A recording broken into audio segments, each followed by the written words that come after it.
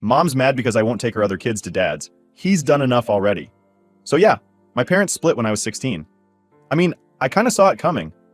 You don't grow up in a house with constant yelling and think everything's going to be fine, you know? My mom, Sarah, was always bad with money. Like she thought buying expensive jewelry was somehow going to make her look like she had it together, even though we were barely scraping by.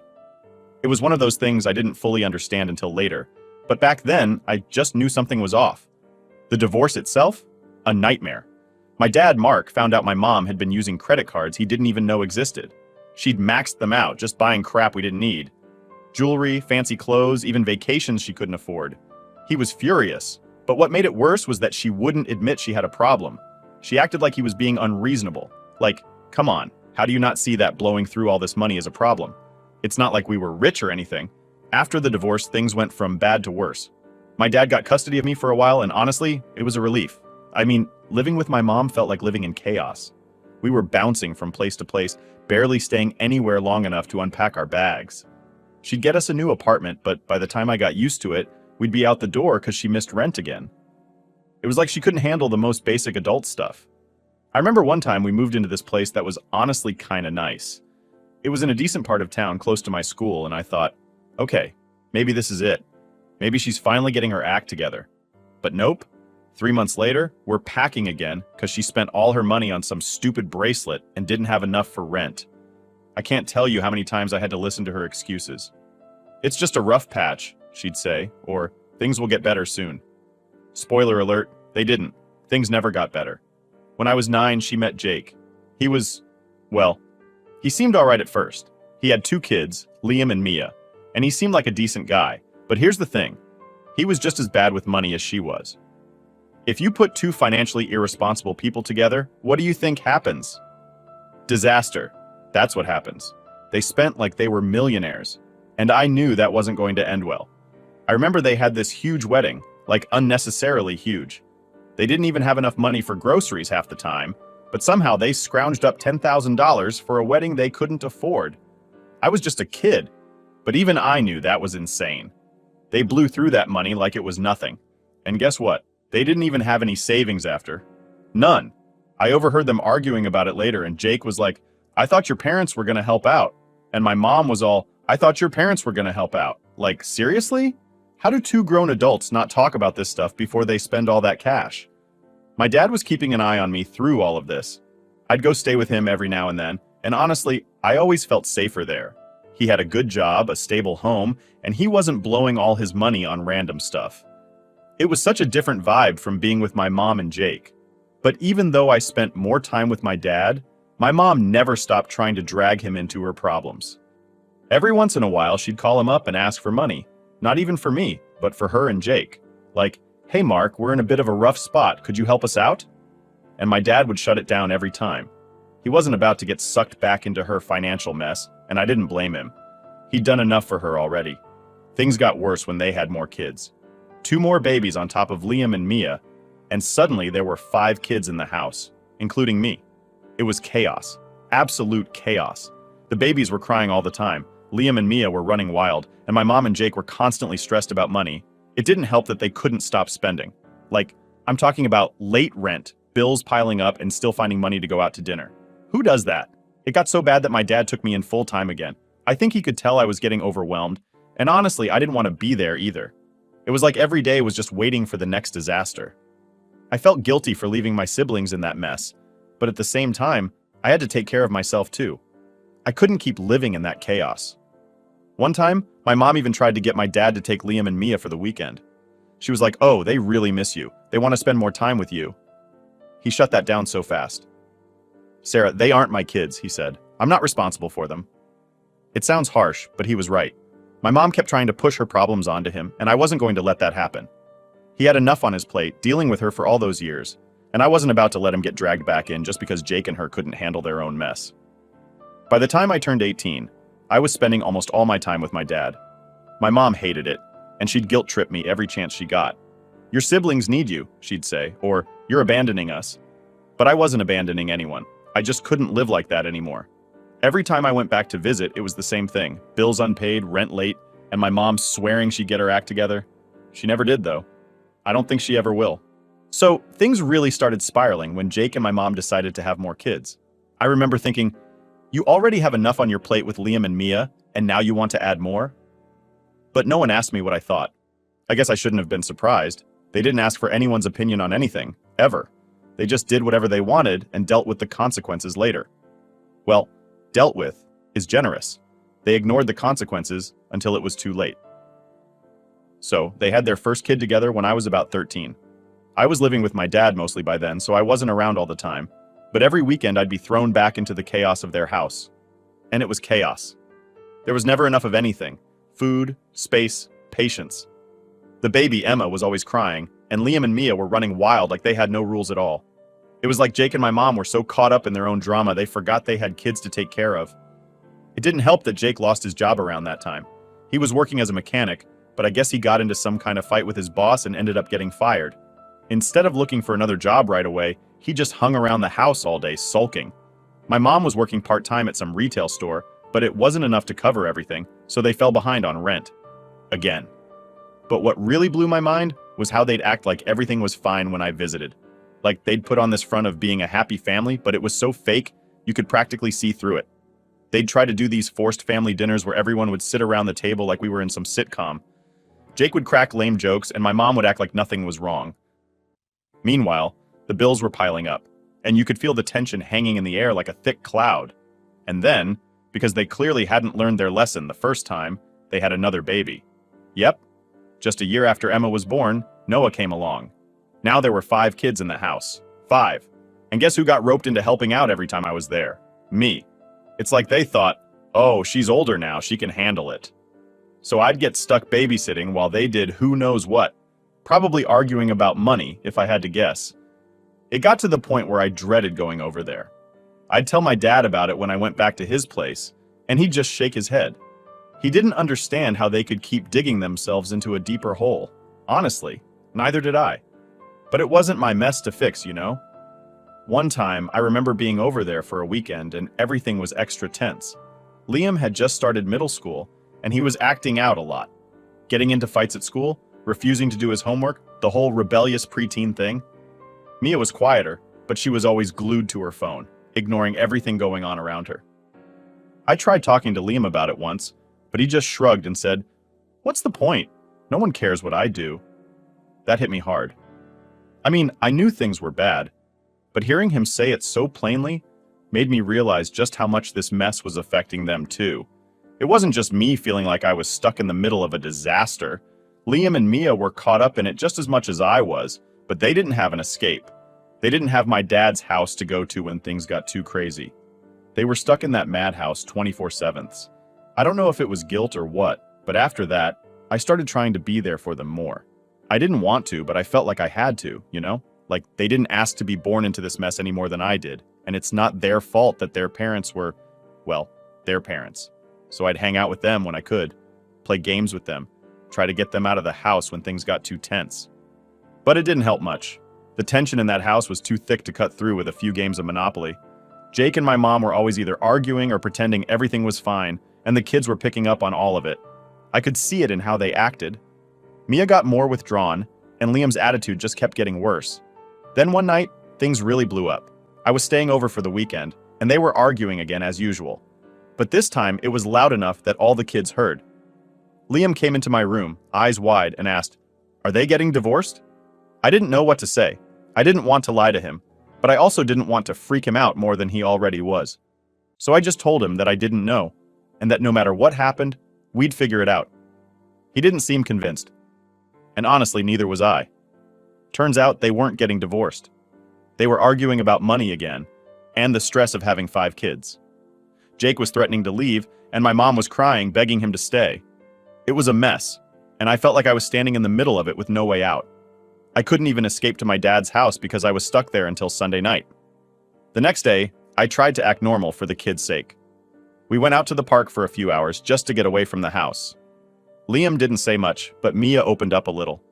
She told me how stressed out she was, how she felt like she had to be the good kid, so her parents wouldn't worry about her on top of everything else. That hit me hard too. Here was a 9-year-old kid trying to hold it together for her parents, when it should have been the other way around. That night, after I put the little ones to bed, I heard my mom on the phone. She was talking to my dad, and from what I could hear, she was trying to get him to take Liam and Mia for a few weeks. She was saying something about how they needed a break from the chaos and that it would be good for them to spend time with their other family. I remember thinking, what other family? My dad's not their dad. Why should he take care of them? It didn't make sense to me then, and it still doesn't. My dad wasn't responsible for cleaning up her mess, and neither was I. That's how things were for a long time. Chaotic, tense, and full of fake smiles and forced family dinners. I was just waiting for the next blow-up, the next argument, the next thing to go wrong. And honestly, I was just trying to survive it. Update 1. By the time I hit 18, I was pretty much living full-time at my dad's place. I mean, it wasn't like some big decision or anything. It just kind of happened naturally. My dad's house was calm, stable, 2 words that didn't exist in my mom's world. So I started spending more time at his place, and eventually I just stayed. Honestly, it was the best decision I ever made. But of course, nothing's ever that simple with my mom. So, one day out of nowhere, she calls me up, crying, like full-on sobbing. At first, I thought something terrible happened, like someone had died or something. But no, it was her usual drama. She was going on about how the kids missed me, how they needed me around more, and how everything was falling apart without me there to help out. I didn't even know what to say. I mean, she was acting like it was my job to fix her life. Like somehow me being there was going to magically solve all her problems. So I just kind of sat there letting her ramble on, hoping she'd run out of steam eventually.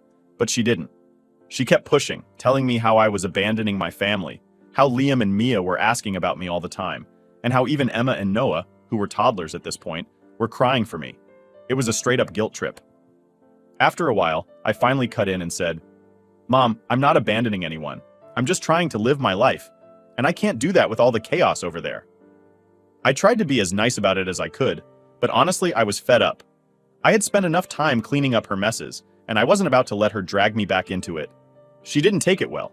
Her tone changed real quick. She went from crying to angry in a heartbeat. "You don't care about us anymore," she yelled.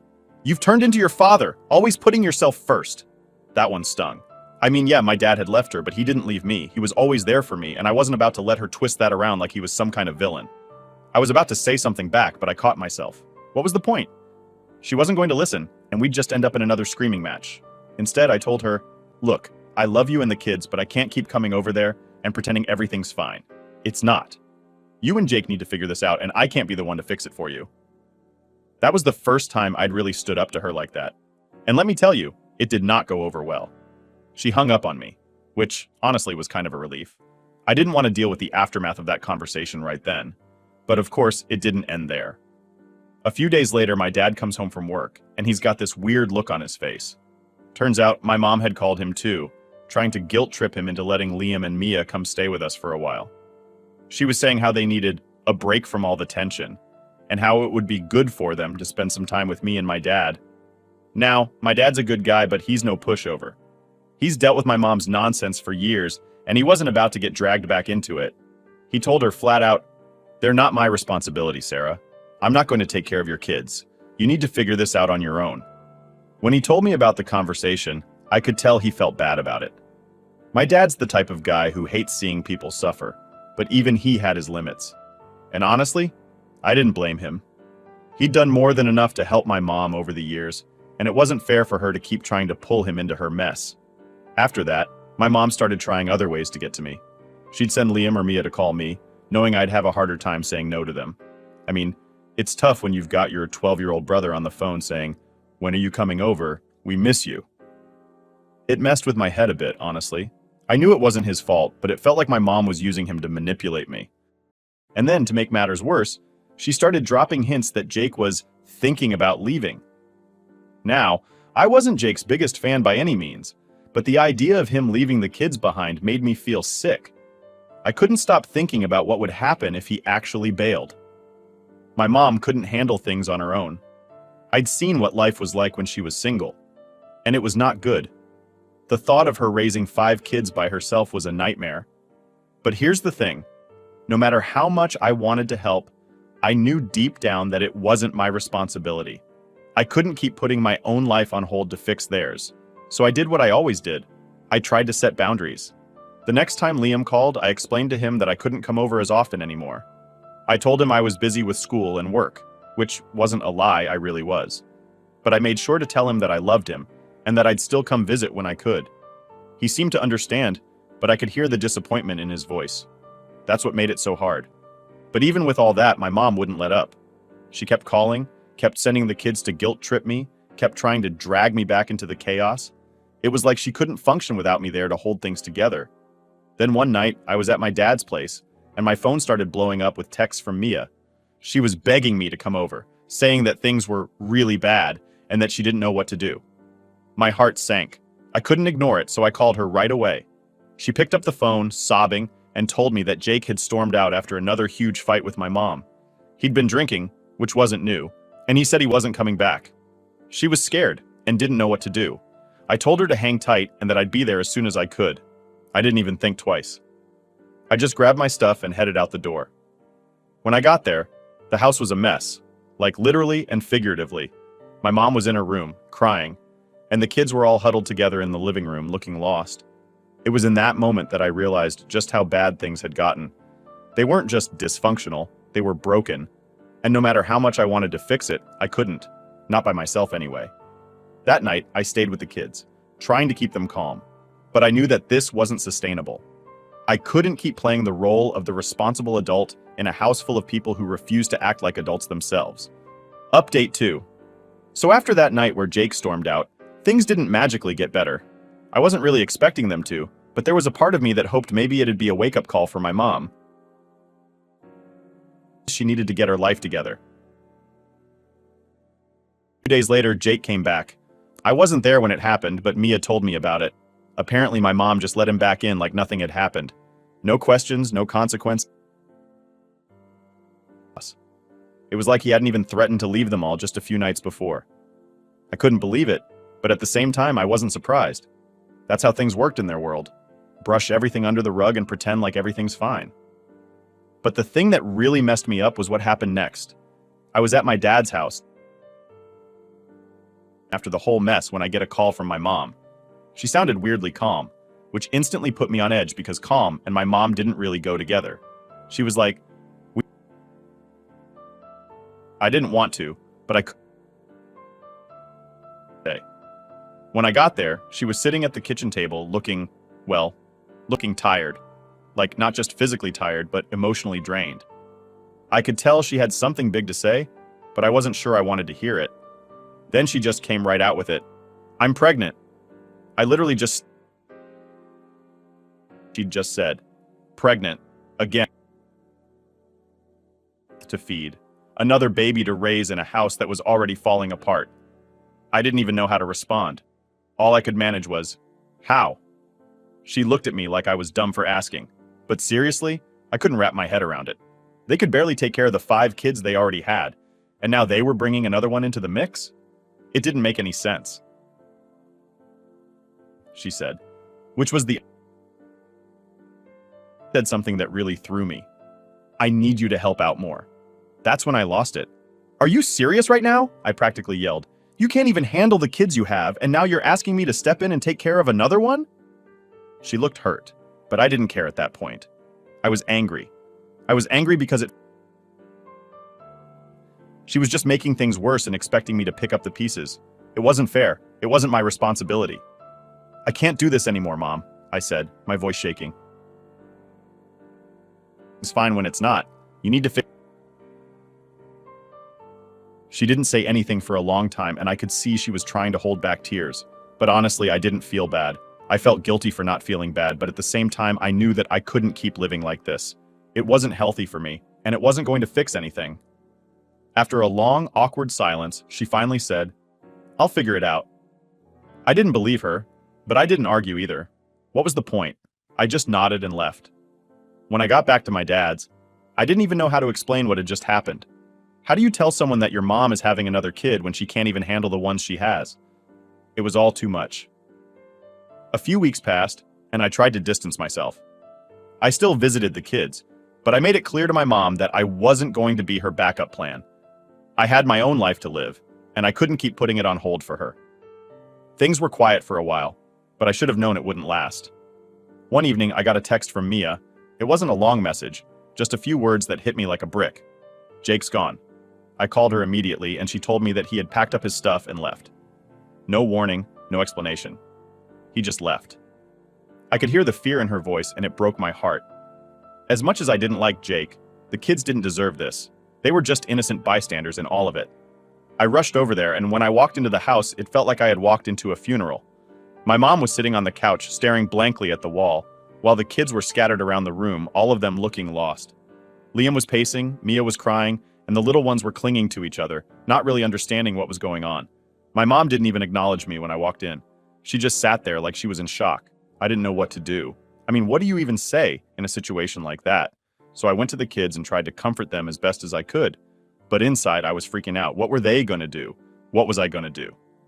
That night, I stayed over with the kids. My mom barely moved from the couch the whole time, and Jake didn't come back. The next morning, I made breakfast for everyone and tried to keep things as normal as possible for the little ones. But the whole time, I was thinking, how the hell did we get here? After breakfast, I sat down with my mom trying to figure out what the plan was. But she didn't have one. She didn't have a clue what to do. Jake was gone, and she was left to deal with the fallout. And on top of that, she was still pregnant with another kid. I couldn't help but feel a wave of anger wash over me. How had it gotten this bad? How had she let it get this bad? I didn't have answers, and neither did she. Update 3. So after Jake left, things just kept getting worse, which honestly, I didn't think was possible at that point. My mom was a wreck, and the house was basically falling apart around her. The kids were all over the place, and I was trying to be there as much as I could, but it was draining. Every time I walked into that house, it felt like a weight dropped on my chest. The place was a mess, bills were piling up, and the kids were looking at me like I had all the answers. But the truth is, I didn't. I had no clue what to do anymore. I tried to keep some normalcy for them. I'd help with homework, make dinner, even clean the house when it got too unbearable. But it didn't feel like enough. Nothing did. My mom was barely functioning, and with the baby on the way, I knew things were going to get even more chaotic. Part of me felt like I should step in more, but another part of me knew that wasn't fair. I had my own life. I wasn't their parent. I wasn't even living there full time. But still, the guilt was eating me alive. The breaking point came about 2 months after Jake left. I was over at the house, helping Liam with some school project when my mom came out of her room looking worse than I'd ever seen her. She sat down at the kitchen table and just stared at me for a while. I didn't know what she was going to say, but I could feel something big was coming. Then she dropped it. "I'm going to lose the house." I didn't know what to say. I mean, I knew things were bad, but I didn't realize they were that bad. She hadn't been paying the mortgage since Jake left, and now they were threatening to take the house away. I asked her what she was going to do, and she just shrugged. "I don't know," she said. "I was hoping you could help." That's when I knew I couldn't keep doing this.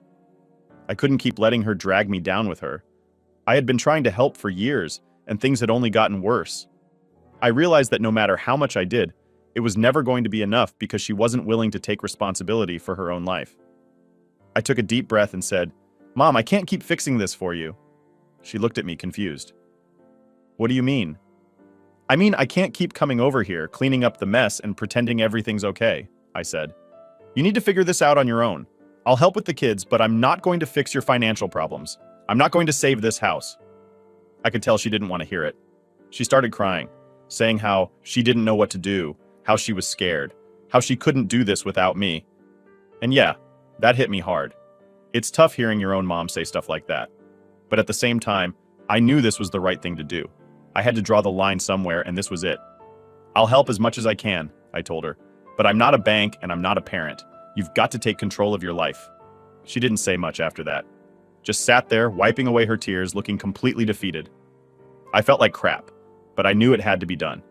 If I didn't set boundaries now, she was going to keep leaning on me forever, and I couldn't live like that. After that conversation, things got a little weird between us. My mom didn't call me as much, and when she did, it was short and to the point.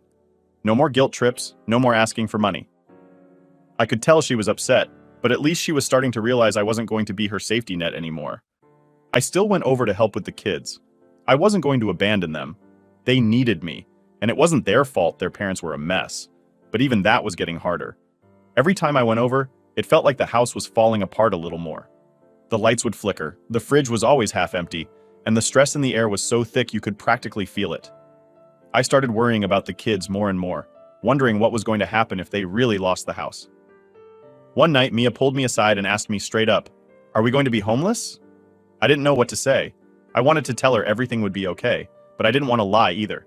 So I just said, "We're going to figure something out, I promise."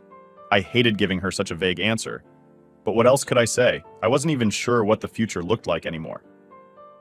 A few weeks later, things took another turn. My mom called me and said she was going to move in with Jake's parents. Apparently, they were willing to take her and the kids in for a while until she got back on her feet. I wasn't sure how I felt about that. Jake's parents weren't exactly the most reliable people, but at least it was a roof over their heads. It was better than nothing. But here's the kicker. I know you said not to use that phrase, but it just fits here. She wanted me to move in with them too. She said they had space for me, that it would be just like old times. I couldn't believe she was asking me that. After everything that had happened, after all the boundaries I tried to set, she still thought I was going to just slide back into the chaos. I told her no, it wasn't even a hard decision. I wasn't going to let her pull me back into that mess. I had my own life to live, and I wasn't about to sacrifice that to fix her mistakes. She wasn't happy about it, but this time, I didn't feel guilty. I knew I was doing the right thing for myself. The last time I went to their house before they moved out, it felt weird, like the end of an era. The house was mostly packed up, and there were boxes everywhere. The kids were running around, excited about moving to their grandparents' place, which was a relief. I was worried they'd be scared or upset, but they seemed to be handling it okay. Before I left, my mom pulled me aside and gave me a hug. It was the first real moment of connection we'd had in a long time. She didn't say much, just, "I'm sorry." I didn't really know what she was apologizing for, maybe for everything, maybe for nothing, but it felt like a small step in the right direction. I hugged her back and said, "I'm always here for you, Mom, but you have to take care of yourself." And with that, I left. I didn't look back. I knew I'd done everything I could.